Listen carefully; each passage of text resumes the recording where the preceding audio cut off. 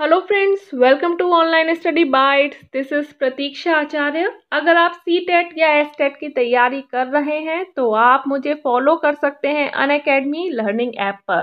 Playlist में जाकर Unacademy learning app download कर लीजिए और सर्च कीजिए प्रतीक्षा आचार्य, जहां पर आप सभी कोर्सेज जो भी मैंने अपलोड किए हैं उनको देख सकते हैं। अगर आप सी टेट या एस टेट की तैयारी बहुत अच्छे से एक प्रॉपर तरीके से करना चाहते हैं बिना कोचिंग जाए हुए, तो आप अनअकैडमी के सब्सक्रिप्शन मॉडल को ज्वाइन कर सकते हैं, जहां पर आपको टॉप एजुकेटर्स के द्वारा हिंदी और इंग्लिश दोनों ही लैंग्वेज में क्लासेस प्रोवाइड करवाई जा रही हैं। यह कोर्स आप बहुत कम फीस में ज्वाइन कर सकते हैं। बहुत सारे लोगों ने इसको ज्वाइन किया है और इसका फायदा उठा रहे हैं। अगर आप ये कोर्सेज ज्वाइन करते हैं तो वहां पर आपको एक रेफरल कोड पूछा जाएगा, जहां पर आपको लिखना है प्रतीक्षा। अगर आप मेरा यूजर नेम जो कि प्रतीक्षा है वह लिखते हैं तो आपको 10% का डिस्काउंट मिल जाएगा।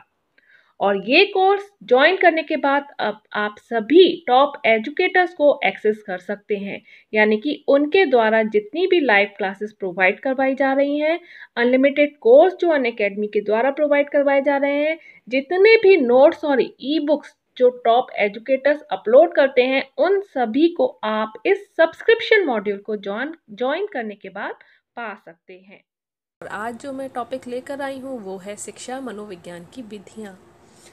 तो बात करते हैं शिक्षा मनोविज्ञान की विधियों के बारे में। तो जो शिक्षा मनोविज्ञान है वो आपको पता है कि एक स्वतंत्र विज्ञान है और जिसकी अपनी कुछ स्पेशल विधियाँ हैं। तो जो इनका उद्देश्य क्या है, जो शिक्षण और सीखने की जो प्रक्रियाएं हैं उनमें, चाहे वो वस्तुनिष्ठ हो या सिस्टमैटिक हो या व्याख्या के हो, उनका कथन करना, भविष्य में उनका एक्सप्रेस करना है। ठीक है, कैसे उनको बताया जाए, किस तरह से उनका एक्सप्रेस किया जाए। तो अब हम बात करते हैं जो शिक्षा मनोविज्ञान की विधियां हैं वो कौन कौन सी होती हैं। तो वो होती हैं दो प्रकार की, जिसका कहते हैं, पहली है आत्मनिष्ठ या अवलोकन विधि और दूसरी है वस्तुनिष्ठ विधि, जिसे ऑब्जेक्टिव मेथड भी कहा जाता है। अब ये जो विधियां हैं इनके भी कुछ प्रकार हैं, तो हम उनके बारे में एक एक करके पढ़ेंगे। जैसे आत्मनिष्ठ और अवलोकन विधि में हम क्या क्या पढ़ेंगे। आत्मनिरीक्षण विधि या अंतर्मुखी विधि, दूसरा है निरीक्षण विधि या बहिर्दर्शन विधि और तीसरा गाथा विवरण विधि।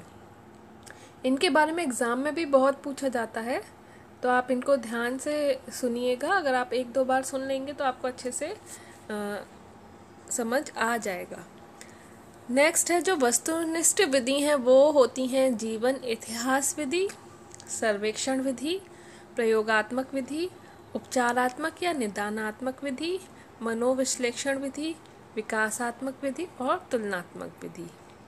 ठीक है, ये 7 प्रकार की विधियां हैं। तो अब हम सबसे पहले जो पढ़ेंगे, हम पढ़ेंगे आत्मनिष्ठ या अवलोकन विधि के बारे में। जैसा कि मैंने बताया कि जो आत्मनिष्ठ या अवलोकन विधि है वो 3 तरह की होती है, जिसका हम क्रमबद्ध अध्ययन करेंगे।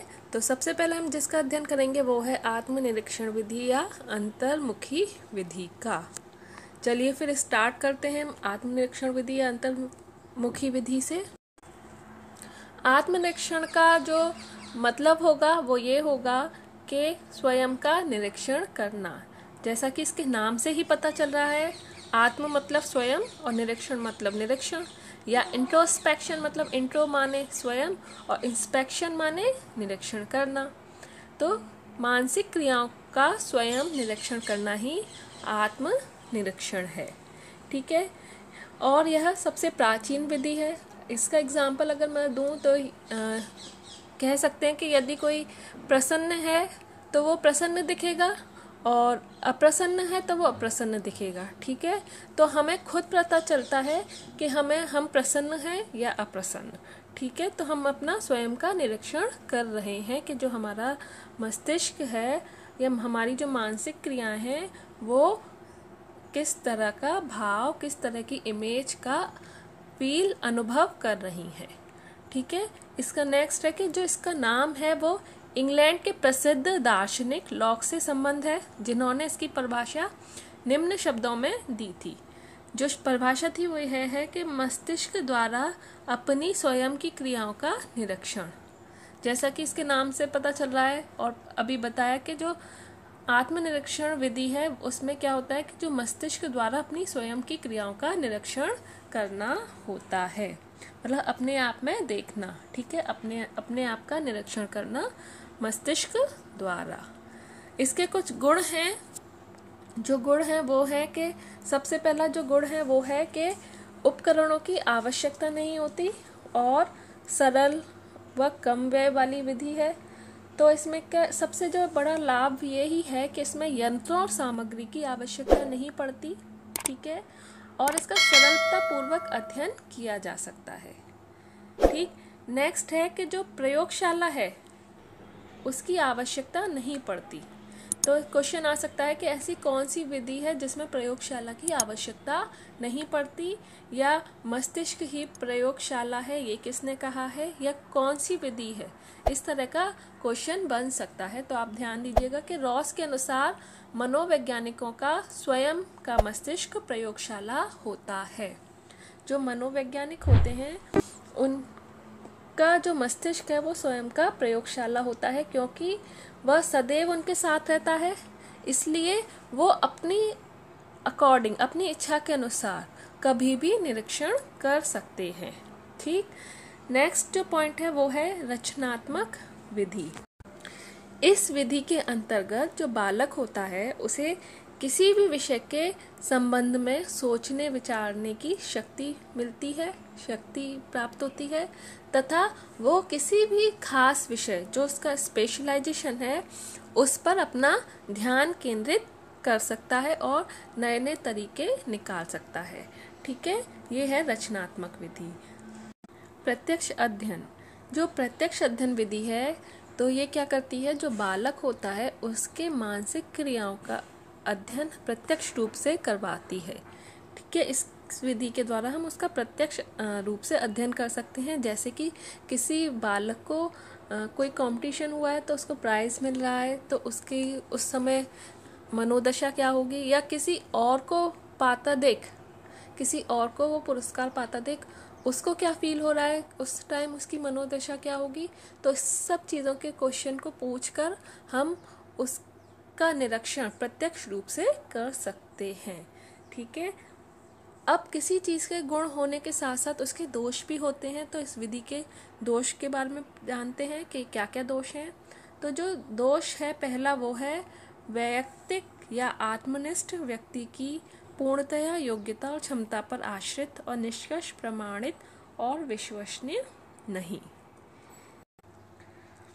इस विधि में जो इसका दोष यह है कि जो आवश्यक नहीं है कि जो व्यक्ति है तो उसकी जो अपनी अनुभूति है या उसकी मनोदशा है उसका वो उचित वर्णन आपके सामने अच्छे प्रकार से कर सके। ठीक है, जो परीक्षक है उसके सम्मुख अच्छे से कर सके। वह झूठ बोलकर भी अपनी जो वास्तविक अनुभूतियां हैं उनको छुपा सकता है। ज़रूरी नहीं कि वो सच ही अपने बारे में, अपने ये विषयों के बारे में आपको सच ही बताए। तो सबसे बड़ा दोष इसका यही है। दूसरा है कि जो इसका प्रयोग है वो सभी तरह के प्राणियों पर संभव नहीं है। ठीक है, जैसे बच्चे तथा पशुओं पर ये अनुपयोगी है।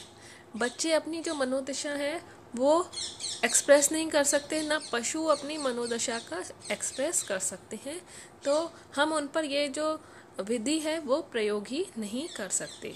और तीसरी जो है इसकी जो मानसिक क्रियाएं हैं वो अस्थिर एवं गतिशील रहती हैं।